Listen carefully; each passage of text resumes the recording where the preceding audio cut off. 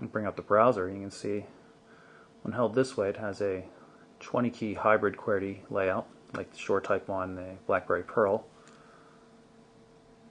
Flip it over, the options for a QWERTY keyboard. We'll pull up the mobile burn site.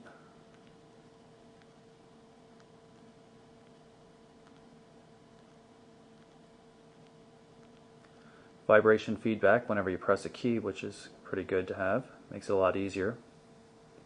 The wide layout of the screen does work pretty well for the QWERTY too. I'm not a real fan of widescreen formats in general, but it does work for QWERTY keyboards. You can see we have the website up now. Finger scrolling. It's kind of spring-loaded and it's a little aggressive. Moves a little bit further than you would intend. So you notice that, if I grab on the word support here and scroll down, I'm no longer on support. So it scrolls more than you move. That might make it a little bit more difficult to keep track of. Try pulling up the full site. If I can grab it, it's a little difficult.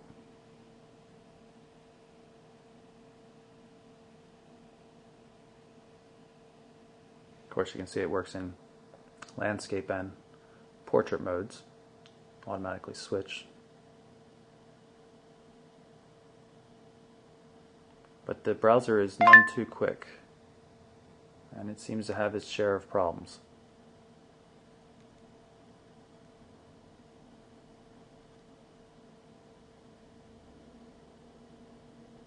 Whereas the second attempt it worked. So definitely not real impressive. You can also see that it works pretty well on the full-size page though. Surprisingly good. See if there's any automatic zooming. Doesn't appear to be anything based on tapping. It moves quite quickly around and it really is a very realistic rendering of this site. See what it looks like in portrait mode. It looks like it's reloading the page. Bit of a bummer there. There we go. Again, without some sort of intelligent zooming though, it's a little difficult. NetFront has a very different kind of menu layout. I find it a little overly complicated.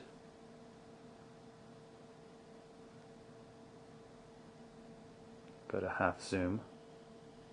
Again, it appears to be reloading the page.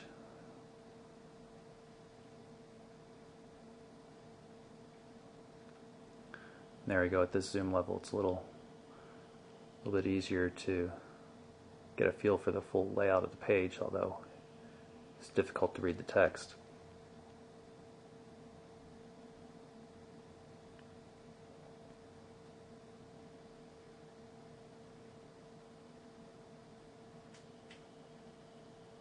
I have to give the browser props though for how accurately it's rendering.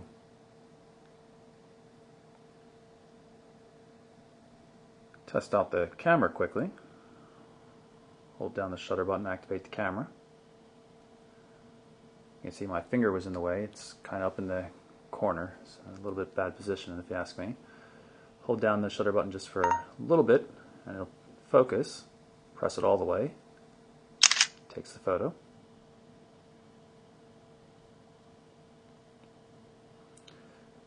Fairly straightforward user interface.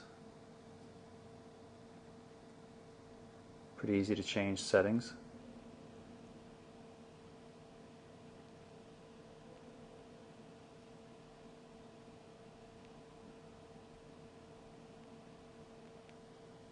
See the various resolutions. We're at the full 3 megapixel version, but you can shoot at lower resolutions. Dedicated hardware back button on this phone, or an OK button in case of Windows Mobile Professional would have been nice, but we don't have that. You can also see it, I don't know if you can see it in the video, but like many camera phones, there's a magenta cast in the center area, different color on the corners. Take another photo. It's not too slow. Does a reasonable job. Take a look at the photos. You can pull up the Programs menu and Pictures and Video here.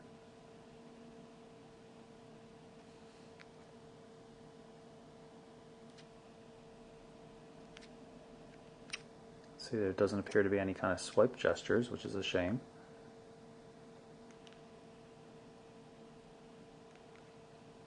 At least none that work very well. So in the end, while it's not a bad looking device and has a decent spec sheet, the LG Incite just turns out to be way too difficult to use and way too slow. Between the small on-screen items you have to hit, you're expected to hit without a stylus, you have to use your finger, and just the lack of speed in general, how long it takes for screen rotations and just about anything else. That's not really a device we can recommend. Perhaps future firmware releases will fix some of these problems, but at this point the LG Incite is just kind of a novelty for us.